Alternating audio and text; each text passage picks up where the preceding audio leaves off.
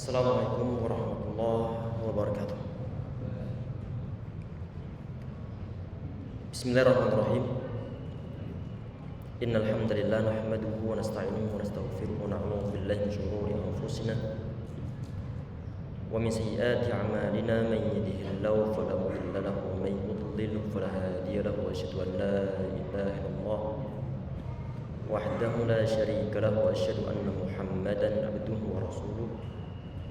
Summa amma ba'd. Ikhwah dan juga akhwat sekalian yang insyaallah dirahmati oleh Allah SWT, kita berselih sampai hadis yang ke-613. Bismillahirrahmanirrahim. An Salamah bin Aqwa radhiyallahu anhu anna rajulan akala 'inda Rasulillah sallallahu alaihi wasallam bishimalihi faqala kul biyaminik. Qala la astati'. Qala la istata'ta. Memana'u ila al-kibar. Ya ikhwah sekalian, ini hadis masih di dalam ruang lingkup bab tentang keharaman takabbur. Dalam hadis ini sahabat Salam bin Aqwa beliau bercerita, di zaman Nabi Muhammad ada rajulan, ada seorang laki-laki. Dia makan di dekat Nabi Muhammad SAW. Artinya di saat laki-laki dia makan, Nabi Muhammad beliau melihatnya, bagaimana tingkah lakunya, bagaimana gerak-geriknya, sehingga saat ada sesuatu yang mungkin ataupun yang tidak sesuai dengan syariah, Nabi Muhammad beliau tidak akan tinggal diam dari segala sesuatu. Ya ikhwah sekalian, di saat ada hal yang bernilai ataupun dianggap sebagai suatu hal yang mungkar atau melanggar suatu syariah dilaksanakan oleh sebagian orang yang hidup di zaman Nabi Muhammad SAW, maka beliau tidak akan tinggal diam, pasti beliau akan meluruskannya, bagaimana bertindak sesuai dengan aturan syariah, karena memang itulah tugas Nabi Muhammad SAW. Beliau ada, ini kan nanti kalau ada hal yang nggak benar akan beliau luruskan. Ada hal yang melanggar suatu syariah akan beliau berikan suatu petunjuk bagaimana sesuai dengan suatu syariah. Ada hal yang bersifat mungkar, akan beliau berikan suatu nasihat biar yang mungkar tersebut ditinggalkan, kemudian beralih ke suatu yang ma'ruf. Itu adalah visi misi Nabi Muhammad SAW untuk meluruskan yang nggak benar. Sebagaimana yang saat ini kisah disebutkan di sini. Laki-laki ini dia makan dengan menggunakan tangan kirinya, yaqulu bishimalihi, menggunakan tangan kirinya. Apakah Nabi Muhammad beliau akan terdiam? Beliau tidak akan terdiam. Karena kadang-kadang di antara kita ya ikhwah sekalian, karena mungkin pakewo, sehingga ada sebagian di antara kenalan kita sendiri dia melanggar suatu syariah, walaupun toh sesuatu yang mungkin dianggap simpel oleh sebagian di antara umat manusia, sekedar makan dengan menggunakan tangan kiri, walaupun toh itu sekedar makan kerupuk saja, makan kerupuk. Kadang-kadang kita itu pakewo, merasa sungkan untuk memberikan suatu masukan. Padahal apapun yang dimakan kalau diletakkan di tangan kiri itu ada sesuatu yang tidak sesuai dengan syariah. Karena asyaitan ya'kul bishimalihi. Dalam syariat agama Islam ada suatu keyakinan berdasarkan suatu hadis yang sahih bahwa setan itu dia makan menggunakan tangan kirinya. Disebutkan dalam hadisnya adalah ya'kul bishimalihi. Tidak pandang nanti apakah dia makannya, yang dia makan itu mungkin kalau kita misalkan kita makan nasi, apakah nanti yang dia makan itu nanti berupa suatu kerupuk? Kalau misalnya sebagian di antara teman kita makannya dengan menggunakan tangan kiri, maka perlu untuk kita nasihati, walaupun toh yang dimakan itu sekedar kerupuk, sekedar teman dari nasi. Makan nasinya dengan menggunakan tangan kanan, tapi kerupuknya ini menggunakan tangan kiri, maka perlu untuk diluruskan. Walaupun toh nanti yang dimakan itu adalah berupa hanya satu biji cabai saja, maka perlu untuk diluruskan. Karena dalam hadisnya ini masalah makan datang bersifat umum, tidak dikhususkan untuk makan-makan yang besar. Kalau bersifat umum maka kita biarkan dalam keadaan keumumannya. Maka setiap nanti ada mungkin orang dewasa, anak-anak yang kita ketahui dia makan di samping kita mengetahui keadaannya, kemudian dia menggunakan tangan kirinya, maka perlu untuk kita berikan suatu nasihat. Kita nggak perlu untuk istilahnya berbuasa basi-basi. Bro, tangan kanan bro. Nah, jadi masalah. Insya Allah dia nggak akan tersinggung. Akan mudah insya Allah dia menerima suatu nasihat, karena nasihatnya memang ini bukan suatu yang berat aslinya, bukan suatu yang berat, dan inilah yang dilaksanakan Nabi Muhammad SAW.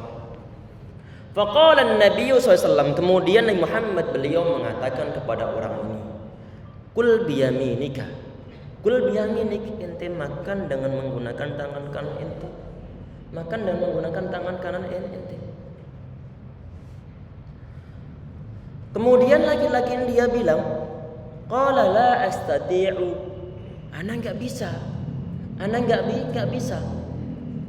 Nabi Muhammad SAW di sini ya ikhwah sekalian, ini kemungkinan laki-laki ini. Nanti kan di akhirnya Nabi Muhammad beliau mengatakan di dalam hadis ini, la stata'ta, ente enggak akan bisa. Gak akan bisa apa? Tidak akan bisa lagi menggunakan tangan kanan ente. Karena kenapa? Itu omongan ente sendiri. Ente bilang gak bisa, anda bilang gak bisa untuk menggunakan tangan kanan. Padahal ini kemungkinan Nabi Muhammad di saat beliau mendoakan jelek terhadap laki-laki ini, Nabi Muhammad beliau jelas mungkin melihat laki-laki ini dia tidak punya uzur apa-apa sehingga dia menggunakan tangan kirinya. Gak ada uzur apa-apa. Tidak ada uzur apa-apa, tangannya juga nggak sakit, tangannya juga nggak ada suatu mungkin lumpuh, enggak. Dan kemungkinan laki-laki ini setelah Nabi Muhammad beliau melihatnya tidak ada suatu penyakit apapun juga yang ada pada tangan kanannya yang perbolehkan dia untuk menggunakan tangan kirinya dijadikan sebagai wasilah untuk makan. Nabi Muhammad beliau tidak melihatnya. Itu satu poin. Poin yang berikutnya, kemungkinan laki-laki ini menampakkan bantahan ataupun mungkin ingkar terhadap Nabi Muhammad SAW, sehingga kemudian Nabi Muhammad SAW beliau mendoakan jelek terhadap laki-laki ini. La stata'ta, ente akan bisa lagi, ente gak akan bisa.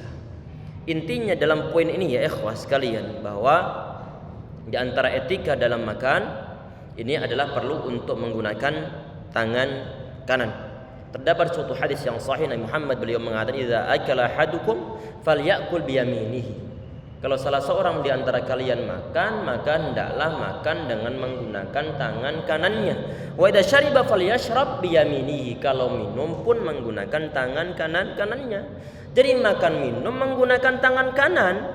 Artinya kalau begini maka perlu untuk diberikan suatu nasihat. Apakah suatu larangan? Dilarang Nabi Muhammad SAW. Minimal kita tidak mengikuti aturan beliau, etika beliau dalam makan ataupun minum. Apapun minumannya, apapun bentuk makanannya, maka pastikan kita menggunakan tangan kanan kita. Kecuali mungkin suatu saat tangan kita ini nggak bisa digunakan untuk makan.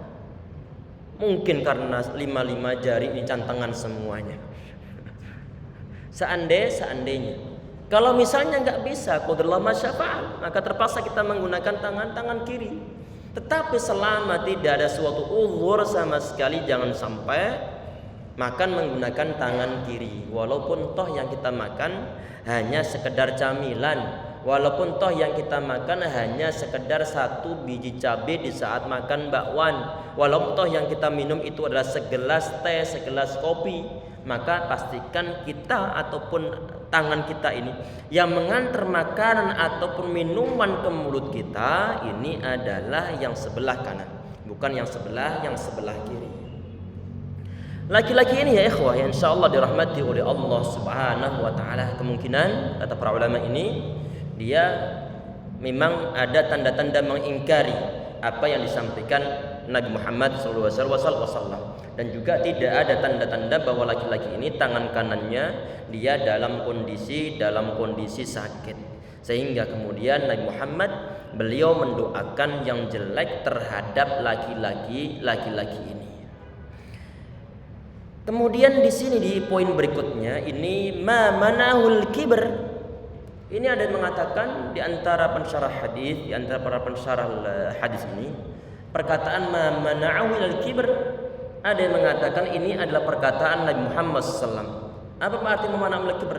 Tidak ada yang mencegah laki-laki tersebut untuk menggunakan tangan kanannya kecuali takabur yang ada dalam hati-hatinya. Ini kata sebagian ulama, ini ada perkataan Nabi Muhammad SAW. Ada sebagian di antara ulama yang lainnya ini adalah perkataan dari seorang sahabat yang bernama Salam bin Aqwa di saat beliau menjelaskan ataupun menyampaikan hadis atau meriwayatkan hadis ini. Tayyib. Mungkin muncul suatu pertanyaan, loh, itu kok bisa orang yang tidak mau menggunakan tangan kanannya kok berpotensi dia itu melaksanakan ataupun ada unsur takaburnya, sehingga sampai Nabi Muhammad beliau mendoakan jelek terhadap laki-laki ini. Ini kata para ulama, ada sebagian di antara umat manusia mereka itu pengennya menyelisihi kebiasaan yang baik, menyelisihi kebiasaan yang baik.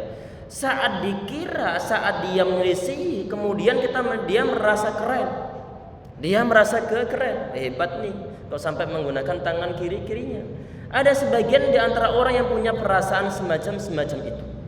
Ada hal-hal yang sebelumnya mungkin normal dalam pandangan umat manusia, karena sebagian di antara watak umat manusia terpengaruh dengan hal yang lainnya, sehingga sesuatu yang dianggap normal tersebut dianggap nggak normal lagi. Misalnya sebagai contoh, ada suatu komunitas yang dia itu biasa untuk milok, untuk ngasih semir rambutnya, ataupun mungkin di model macam-macam. Sehingga saat ada sebagian di antara anggota komunitas yang rambutnya biasa-biasa saja, akan dianggap bahwa itu nggak keren. Sedangkan yang aneh, nyeleneh dianggap sebagai sesuatu yang keren. Mungkin dibuat jegrak ke atas, mungkin dibuat nyamping ke kanan, nyamping ke kiri, ataupun dibuat seperti bentuk-bentuk gayung ataupun yang lain sebagainya. Yang model-model begitu ya ikhwah sekalian, ada sebagian di antara umat manusia di saat dia itu nyelisihi suatu kebiasaan yang dimiliki oleh umat manusia pada umumnya, dia merasa keren, sehingga dia merasa saya lebih hebat daripada orang lain. Saya merasa lebih hebat daripada laki-laki ini, seorang laki-laki ini yang rambutnya dianggap ataupun rambutnya nggak ada model apa-apa, nggak ada keren-kerennya. Ini penjelasan para ulama ya ikhwah sekalian. Jadi inti di sini bahwa di situ ada sikap takabur yang dimiliki oleh laki-laki ini. Poin yang berikutnya yang dibahas dalam hal ini ya ikhwah sekalian, insyaallah dirahmati oleh Allah Subhanahu wa taala. Berarti Nabi Muhammad SAW beliau kadang-kadang marah. Tetapi pada umumnya Nabi Muhammad SAW beliau itu rahmatan lil alamin. Belas kasihan beliau terhadap umatnya sangat besar. Sehingga kalau kita perhatikan di sebagian kisah yang sangat masyhur, seorang laki-laki Badui yang dia buang air di masjid. Nabi Muhammad beliau tidak marahinya, bahkan melarang sahabat di saat menghalau laki-laki tersebut. Tetapi di suatu kondisi sebagaimana yang kejadian saat ini, justru doa jelek diucapkan Nabi Muhammad SAW, perkataan yang jelek menurut umat manusia diucapkan oleh beli la istata'a ente nggak akan bisa. Berarti itu suatu doa karena beliau yang menyampaikannya. Artinya ikhwah sekalian, bahwa kadang-kadang kita itu perlu untuk ngegas, perlu untuk kenceng, dan kadang-kadang sesuai dengan keadaan ataupun suatu kondisi perlu untuk dikendalikan. Karena yang kita perhatikan dari contoh-contoh sikap-sikap Nabi Muhammad SAW, beliau tidak selalu dalam kondisi damai-damaian, enggak. Tetapi kadang-kadang beliau memperlihatkan kerasnya beliau terhadap sikap baik terhadap umat Islam itu sendiri ataupun terhadap orang kafir. Ini yang kejadian hadis ini ya ikhwas sekalian. Ada sebagian di antara ulama mengatakan itu orang ini yang laki-laki yang makan menggunakan tangan kiri, ini dia adalah seorang munafik. Sehingga Nabi Muhammad beliau mendoakan jelek terhadap orang tersebut. Dibantah oleh ulama yang lainnya. Tidak ada dalil yang mengatakan bahwa laki-laki, nggak ada indikasi bahwa laki-laki ini adalah seorang laki-laki dari kalangan orang-orang munafik. Berarti dia adalah seorang muslim. Nabi Muhammad SAW beliau mendoakan jelek tadi itu. Termasuk ya ikhwas sekalian doa Nabi Muhammad SAW di saat peristiwa Bi'r Ma'unah, yaitu sampai ada sebagian riwayat 70 orang para hafal Al-Quran yang dibunuh oleh orang-orang kabilah Ri'lin, Zakwan sama Usayyah. Nabi Muhammad mendoakan jelek terhadap mereka ini. Karena kenapa? Telah membunuh 70 orang hafid Al-Quran di zaman Nabi Muhammad SAW. Padahal kaum muslimin satu belum terlalu banyak. Saking sedihnya Nabi Muhammad SAW beliau mendoakan selama 1 bulan. Kunut 5 waktu berturut-turut terus-terusan. Doakan jelek terhadap 3 kabilah ini. Ada sebagian di antara kejadian ya ikhwas sekalian di saat, artinya nggak semua kondisi Nabi Muhammad SAW beliau mempraktikkan satu sikap, enggak. Kadang-kadang beliau keras, kadang-kadang beliau sangat lembut terhadap umat-umatnya. Termasuk di antaranya di saat Nabi Muhammad SAW beliau dilempari oleh orang-orang Taif sampai berdarah-darah.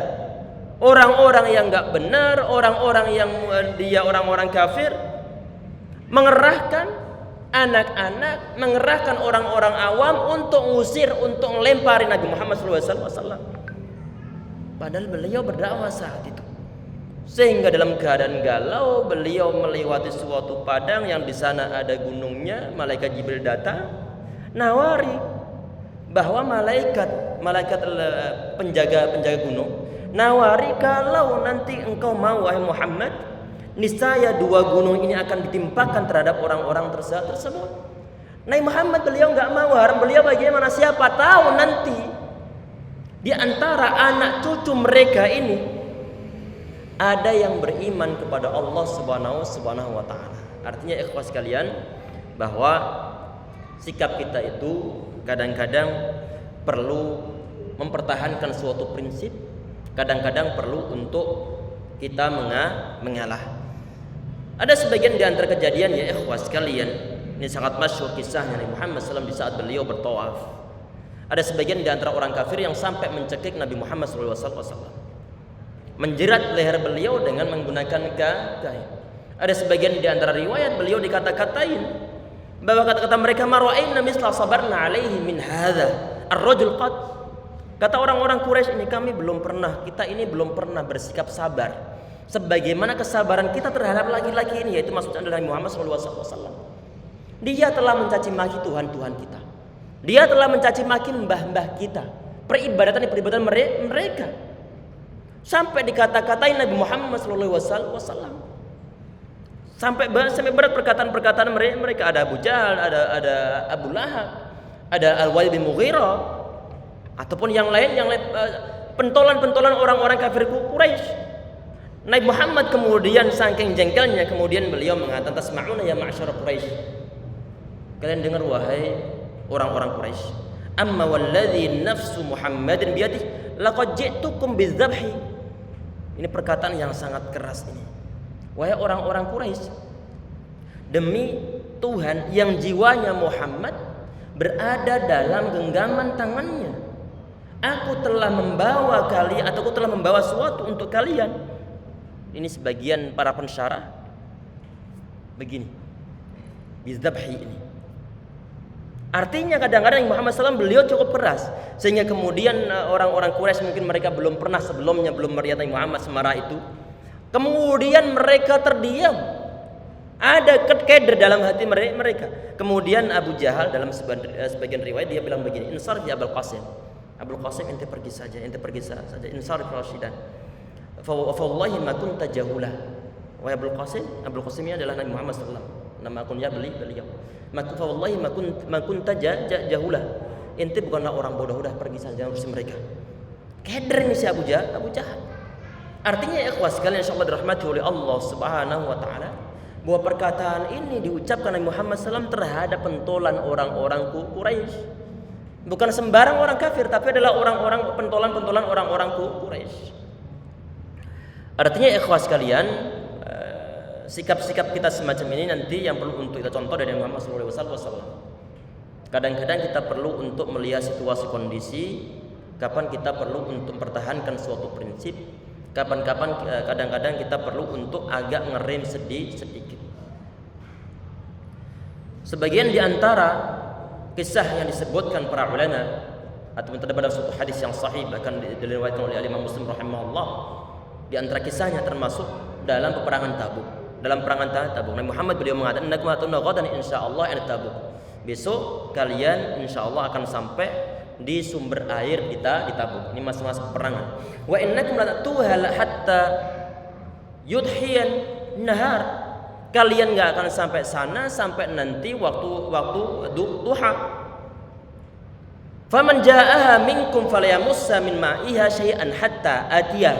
Kata beliau, nanti kalau ada orang yang sampai ke sana terlebih dahulu, maka nanti air yang ada di sana jangan disentuh sama sekali. Kemudian hari yang telah disampaikan Nabi Muhammad SAW tiba. Saat sampai sana mungkin ada sebagian di antara air yang berubah warnanya. Nabi Muhammad kemudian beliau mengatakan, nanya ini, hal mahtuma min ma'iha syai'a. Ternyata dua orang yang mendahului, menyentuh atau mungkin diapakan air tersebut sehingga kemudian menjadi air yang kurang jernih. Nabi Muhammad kemudian beliau mengatakan, mahtuma min ma'iha syai'a. Apakah kalian telah menyentuhnya dari air ini? Kemudian dijawab, na'am. Nabi Muhammad beliau menegurnya dengan keras. Beliau marahi dua laki-laki tersebut. Artinya ikhwas sekalian insyaallah dirahmati oleh Allah SWT. Sebagian juga yang terdapat dalam hadis ini, kadang-kadang Nabi Muhammad SAW beliau juga sangat murka. Kemurkaan beliau tidak hanya terhadap orang kafir, bahkan terhadap orang muslim yang dinilai dalam syariat agama Islam tidak tepat akan ditegur oleh beliau. Bahkan ada sebagian di antara riwayat ya ikhwas sekalian, inilah Hafsah radhiyallahu anha. Ya Allah alam ini kisahnya, hadisnya hadis sahih terdapat dalam riwayat Imam Ahmad rahimahullah. Apakah ini Hafsah ini telah dinikahi Nabi Muhammad SAW ataukah belum? Tetapi secara lahiriahnya sepertinya sudah dinikahi Nabi Muhammad SAW. Allahu alam. Suatu saat ini Hafsah, beliau dipasrai Nabi Muhammad SAW untuk mengawasi satu orang laki-laki. Bisa seorang tawanan ataupun yang lainnya. Oleh Hafsah, beliau kelupaan untuk mengawasi laki-laki ini. Di sana Nabi Muhammad beliau datang, laki-lakinya sudah kabur, enggak ada. Kemudian Nabi Muhammad SAW beliau nanya, ya Hafsah, ma fa'al rajul? Ya Hafsah, laki-laki ini dia ngapain? Sekarang enggak ada ini. Kemudian Hafsah mengatakan, ghafaltu anhu ya Rasulullah fakhraj. Ana lalai, ana lupa ya Rasulullah, sehingga kemudian dia pergi. Nabi Muhammad beliau mengatakan, qata'allahu yadaka. Semoga Allah, kalau secara bahasa terjemahan, semoga Allah memotong tangan inti. Yadaki, tangan inti. Kemudian yang terjadi saat itu ada tangan Hafsah radhiyallahu anha dalam keadaan begini, tidak bisa diangkat. Kemudian setelah itu beliau mendatangi Nabi Muhammad SAW. Nabi Muhammad beliau nanya begini, masa anuki ya Hafsah? Kenapa keadaan wahai Hafsah? Kemudian Hafsah beliau mengatakan, ya Rasulullah, qulta qibali kaza. Ya Rasulullah, tadi itu antum bilang ke ana begini tentang masalah doa yang qata'allahu yadaki. Kemudian Nabi Muhammad SAW beliau mengatakan, dha'i yadaki. Udah letakkan saja kedua tangan. Kemudian fa inni sa'allahu azza wa jalla ayyuma insanin min ummati da'allaha alaihi ay yaj'alaha lahum maghfirah. Kemudian Nabi Muhammad lebih mengatakan, aku telah meminta kepada Allah SWT, barang siapa dari kalangan umatku yang telah aku doakan jelek, semoga Allah SWT mengampuninya. Ini ya ikhwah sekalian, kadang-kadang memang kita ataupun kata para ulama, likulli maqamin maqal. Jadi setiap tempat itu ada suatu hal yang mungkin cocok untuk disampaikan ataupun untuk tentang sikap Nabi Muhammad SAW tadi itu. Beliau berbeda, kadang beliau keras, kadang-kadang beliau sangat lemah lembut bahkan terhadap musuh-musuhnya. Kemudian di poin berikutnya, hadis yang ke-614, An Harithah ibn Wahab radhiyallahu anhu qala sami'tu Rasulullah sallallahu alaihi wasallam yaqul, aku mendengar Nabi Muhammad beliau mengatakan, ala ukhbirukum bi ahlin nar, maukah kalian apabila aku beritahukan penduduk neraka? Maksudnya adalah isi neraka itu apa saja. Kemudian beliau merincikannya, kullu utullin, yaitu setiap orang yang keras hatinya, orang yang bengis, orang yang sangat kasar. Jawadin, yang rakus lagi kikir. Mustakbirin, yang menyombongkan diri. Ini adalah di antara dari penghuni neraka. Ini hadis ya ikhwah, pernah kita bahas di dalam pembahasan du'afatul muslimin, bab tentang orang-orang ataupun orang-orang lemah dari kalangan orang-orang muslim. Masalah bengis, masalah kasar, ini bisa dilatih. Dalam segi apa? Dalam segi menghilangkan bengis ataupun kasar, ataupun mungkin sikap yang mungkin gerusa-gerusu ataupun hal yang lain sebagainya.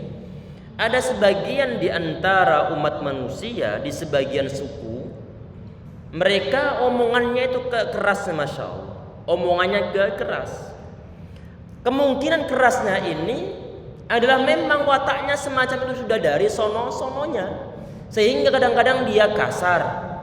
Dan tentunya ini kadang-kadang pun sifatnya adalah relatif. Kalau menurut mereka yang biasa ngomong kasar, nggak kasar, tetapi saat dibandingkan dengan logat ataupun tingkah laku suku-suku yang lain, mungkin dianggap bahwa perkataan tersebut cukup kasar. Jadi kadang-kadang kekasaran yang dimiliki oleh sebagian di antara orang itu karena faktor lingkungan sukunya, ataupun karena suatu pekerjaannya. Karena pekerjaannya, tempat dia bekerja biasa teriak-teriak, maka nanti tanpa sadar kadang-kadang di saat dia itu ngomong dengan orang-orang sekitarnya, bawaannya teriak terus padahal dia telah melankan suaranya, tetapi kesan yang didengar oleh orang lain terasa sangat keras, sangat kasar, atau mungkin lebih cenderung membentak. Kalau antum pernah umroh, antum pernah haji, kemudian ke warung-warung tradisional,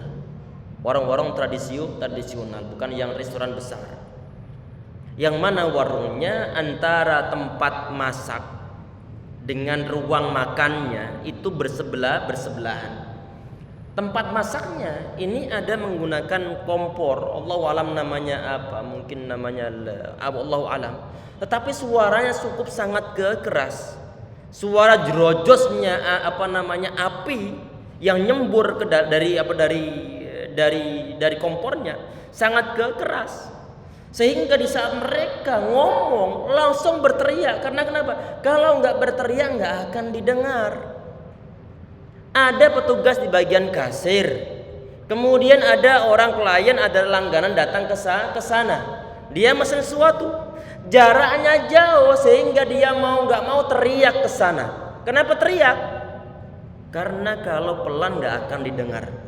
Kebiasaan teriak-teriak semacam itu kadang-kadang dipraktekkan walaupun toh tidak berada di ruang makan ataupun di dalam warung-warungnya, karena kebiasaannya begitu. Ataupun misalnya orang-orang yang bekerja di tempat-tempat yang mungkin di sana pandai besi, yang di sana sudah ada suara bising-bising, kalau ngomong nggak disertai dengan teriakan, dengan ngegas, ini nggak akan terdengar. Sehingga yang semacam ini ya ikhwas sekalian, kalau seandainya nanti ucapannya itu kok kotor, maka nanti termasuk dalam ruang lingkup utullin tadi itu, atau utullin. Kita perhatikan ya ikhwah sekalian, di sini ataupun di dalam poin ini Nabi Muhammad SAW itu beliau menyebutkan al-ghalibnya ataupun rata-ratanya. Sebagaimana juga bahwa Nabi Muhammad SAW itu beliau menyebutkan bahwa penghuni neraka diantaranya adalah orang-orang kaya. Tetapi apakah orang-orang miskin ada yang berada dalam neraka? Sangat banyak. Dan sebaliknya banyak orang-orang kaya yang berada dalam surga. Di sana Muhammad beliau mengatakan di sebuah hadis sahihnya bahwa penghuni surga itu adalah al-fuqara, itu adalah rata-ratanya. Apakah semua orang fakir miskin dia masuk surga? Belum tentu. Ada sebagian orang fakir miskin yang mungkin dia kafir dimasukkan dalam neraka. Sedangkan sebaliknya orang muslim yang dia kaya raya, yang dia masya Allah imannya, yang dia dermannya masya Allah, dermawannya masya Allah, sedekahnya masya Allah, dimasukkan dalam surganya Allah Subhanahu wa taala. Sehingga yang disebutkan di sini ini adalah ghalibiyahnya ataupun rata-rata. Kemudian hadis yang ke-615 dari sahabat Abu Sa'id Al-Khudri radhiyallahu anhu, an-nabi sallallahu alaihi wasallam qala ihtajjatil jannatu wan nar. Faqala an-naru fiyal jabbaruna wal mutakabbirun. Wa qalatil jannatu fiyad du'afa'un nasi wa masakinuhum. Faqadallahu bainahuma. Dalam hadis ini ya ikhwah, Nabi Muhammad beliau mengatakan, ini hadis sahih dalam riwayat Muslim, ihtajjatil jannatu wan nar. Jadi surga sama neraka itu mereka debat ataupun bantah-bantahan. Ini masalah bantah-bantahan ya ikhwah. Ini adalah kata neraka, dia bilang begini, fiyal jabbaruna, aku menampung orang-orang yang zalim, orang-orang yang lalim, orang-orang yang suka menindas, wal mutakabbiruna, dan orang-orang yang menyombongkan diri. Kemudian surga dia bilang begini, fiyad du'afa'in nasi wa masakinuhum, di dalam diriku menampung orang-orang yang lemah dan juga orang-orang yang miskin. Sebelum kita bahas tentang masalah isi surga ataupun neraka ya ikhwah sekalian, saat mungkin ditanya apakah mungkin itu surga sama neraka mereka bicara, padahal mereka bukan manusia, Yang perlu difahami ya ikhwah sekalian bahwa Allah Subhanahu wa taala dia adalah maha qadirun ala kulli syai'. Dia mampu berkuasa atas segala sesuatu. Sehingga kalau dia itu berkuasa atas segala sesuatu, maka sangat dimungkinkan bagi Allah Subhanahu wa taala menjadikan sesuatu yang mungkin menurut umat manusia mereka enggak bisa ngomong, kemudian oleh Allah Subhanahu wa taala dibuat ngomong oleh Allah. Dan ini tidak hanya terjadi dalam hadis ini ya ikhwah sekalian. Termasuk di antaranya adalah perkataan Allah Subhanahu wa taala terhadap langit dan juga bumi di awal penciptaan dulu, walil ardi faqala la wal ardi tiya tau'an aw qarha qalata ataina ta'i'in. Allah mengatakan datanglah kamu berdua ke sini, ngomong kepada bumi sama langit. Kemudian ini bumi sama langit mereka bilang ataina ta'in, kami datang dengan suka hati, kami datang dengan penuh taat. Ini yang ngomong siapa? Adalah langit sama bumi. Ini yang terdapat di dalam ayat Al-Qur'an, terdapat dalam surat Fussilat. Di antaranya lagi adalah perkataan Nabi Dawud alaihissalam, perkataan Allah Subhanahu wa taala tentang suatu yang telah diberikan oleh Allah terhadap Nabi Dawud alaihissalam. Tentang masalah apa? Tentang masalah firman-Nya, ya jibalu awwibi ma'u wat-tayr, wahai gunung-gunung dan burung-burung, bertasbihlah berulang-ulang bersama Nabi Dawud. Bertasbih menggunakan lidah mereka. Walaupun umat manusia mereka tidak bisa ataupun tidak mendengar tasbih dari makhluk-makhluk Allah yang lainnya, sebagaimana disampaikan oleh Allah Subhanahu wa taala, wa in min syai'in illa yusabbihu bihamdihi walakin la tafqahuna tasbihahum. Jadi segala sesuatu baik di bumi ataupun di langit ataupun di mana saja, mereka membaca tasbih, cuman kalian nggak mengetahui bagaimana tasbih mereka. Kalau membaca tasbih, otomatis mereka punya lidah, mereka punya mulut. Allah Subhanahu wa taala mampu untuk menjadikan sesuatu yang sebelumnya menurut umat manusia tidak bisa ngomong, kemudian bisa dibuat ngomong oleh Allah Subhanahu wa taala. Sehingga tidak perlu heran kalau seandainya di sini para ulama jumhur ulama mengatakan bahwa ini adalah ala zahirihi, berarti ngomong dengan bahasa lisan mereka. Surga sama neraka mereka berdebat. Kemudian neraka tadi dia bilang fiyal jabbaruna wal mutakabbiruna. Ini kata al-jabbar, ini adalah orang alladzi yaqharu ghairahu, orang yang memaksa orang lain dengan kuasaannya, dengan kekuatannya, kemudian dia memaksa orang lain. Berarti ini adalah suatu perbuatan yang zalim. Sehingga tadi itu terjemahannya ini adalah menampung orang-orang yang zalim, orang-orang yang zalim.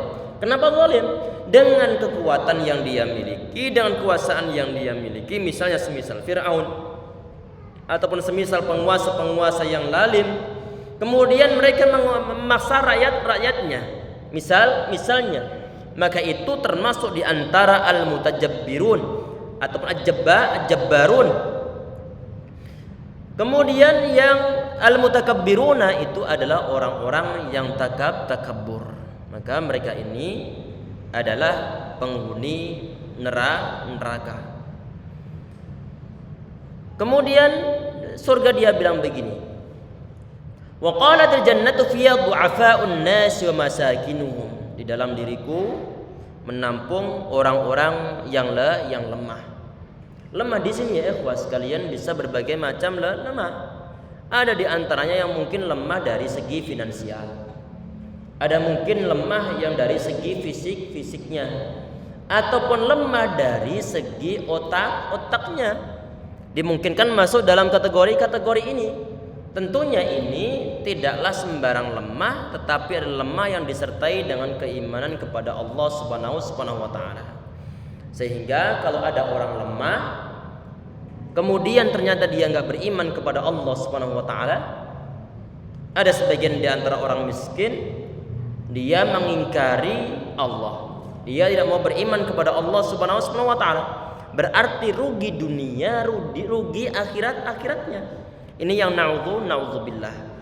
Tapi nanti rata-rata penghuni surga itu adalah orang-orang yang lemah dan juga orang-orang yang miskin. Dan ini tidak menutup kemungkinan bahwa orang-orang kaya semisal Zubair bin Awam, semisal sahabat Utsman bin Affan, ataupun sahabat-sahabat yang lainnya, ataupun orang-orang dermawan kaya, imannya masya Allah, dermawannya masya Allah, santunnya masya Allah terhadap fakir miskin, mereka adalah orang-orang pilihan. Tentunya mereka itu adalah orang-orang yang mendapatkan suatu kesuksesan dunia plus sukses akhiratnya. Kemudian faqadallahu bainahuma. Kemudian Allah Subhanahu wa taala memutusi mereka berdua ini, memberikan suatu keputusan. Nengain. Innakil jannah. Engkau ini adalah innakil jannatu. Rahmati arhamu bika man asya'u. Engkau itu adalah surga, menjadi rahmat orang-orang yang aku kehendaki akan aku masukkan, beri rahmat ke dalam surga. Sedangkan engkau wahai neraka, innakin naru azabi, sedangkan engkau itu adalah siksaku. Wa'adzibu biki man asya'u, akan aku gunakan engkau untuk nyiksa orang-orang yang aku kehendaki. Walikailakuma alayya mil'uha, dan masing-masing dari kalian akan aku penuhi. Ini ya ikhwas sekalian, ya insyaallah dirahmati oleh Allah Subhanahu wa taala. Kita enggak bisa bayangkan bagaimana luas dari neraka, bagaimana luas dari surga. Kalau menurut orang-orang astronomi bahwa matahari itu adalah bermiliar-miliar kali lipat dari bumi, Kita nggak bisa bayangkan ini kecilnya umat manusia ini sekecil apa. Bagaimana mungkin kemudian mereka sampai bisa takabur. Satu poin. Poin berikutnya, ini matahari sama bulan sama semuanya nanti akan dimasukkan oleh Allah ke dalam neraka untuk menjadi bahan bakar. Kalau sampai neraka ini muat matahari, muat bulan, dan juga muat semua umat manusia, dan bahkan mungkin kurang-kurang, kata neraka ini hal min mazid, apakah masih ada tambahan? Kita nggak bisa bayangkan bagaimana luasnya neraka. Termasuk yang terdapat dalam suatu hadis sahih bahwa neraka itu akan ditarik, akan terdapat sab'una zimamin, akan ada 70.000 sab'una alfa zimamin, 70.000 kendali. Setiap kendali ini ditarik oleh 70.000 malaikat. 70.000 kali 70.000 mungkin sekitar 4,9 miliar malaikat. Sedangkan malaikat satu, ya ikhwas sekalian masyaratu, antara ini terdapat dalam hadis yang sahih ini, antara pundaknya sama bagian telinganya ini sampai perjalanan 700 tahun lamanya. Satu malaikat. Satu malaikat. Apalagi saat dibandingkan bahwa setiap harinya Nabi Muhammad beliau bercerita di saat Isra Mi'raj, melihat setiap hari itu ada 70.000 malaikat yang masuk Baitul Ma'mur dan tidak keluar lagi. Berapa jumlah malaikat? Allah alam. Dari zaman Nabi Adam alaihissalam sampai nanti hari kiamat. Kalau itu adalah baru sekedar makhluk yang disebut sebagai malaikat, kita nggak bisa bayangkan bagaimana kuasaan Allah Subhanahu wa taala. Sehingga kalau kita nggak bisa bayangkan kuasaan Allah Subhanahu wa taala yang sehebat itu, yang tidak terukur sama sekali, maka dia berhak untuk mengatakan bahwa dia itu adalah bahwa dia itu adalah Rabb yang punya sikap kibir. Hanya masalah kibria yang dimiliki hanya Allah Subhanahu wa taala. Sehingga umat manusia yang merasa dia hebat daripada orang lain, ini adalah dia nipu diri dia sendiri. Bagaimana mungkin sampai dia tega untuk membuli orang lain? Bagaimana mungkin dia itu sampai tega untuk apa? Untuk memperjuangkan masalah dunia, kemudian lalai tentang masalah akhiratnya. Bagaimana mungkin ada sebagian di antara umat manusia saat ini yang mungkin ada jadwal Piala Dunia saat azan salat maghrib, kemudian dia nonton Piala Dunia, kemudian dia rela untuk meninggalkan sholat maghribnya. Sesuatu yang nggak ada artinya ditukar dengan sesuatu yang khairu wa abqa, yang sangat langgeng di sisi Allah Subhanahu wa taala, yang berupa suatu piala akhirat. Sebagian di antara umat manusia, mereka itu baru sekedar nonton.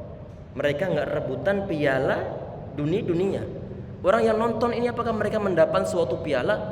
Mereka nggak dapat piala sama sekali, nggak dapat piala. Kalau seandainya mungkin rebutan piala dunia, mungkin masih lumayan ada pialanya. Sedangkan baru sekedar nonton, kadang-kadang di antara umat manusia rela dia nggak sholat, rela membatalkan, rela gaib ataupun alfa dari jadwal kajian. Sesuatu yang kadang-kadang kita nggak habis pikir.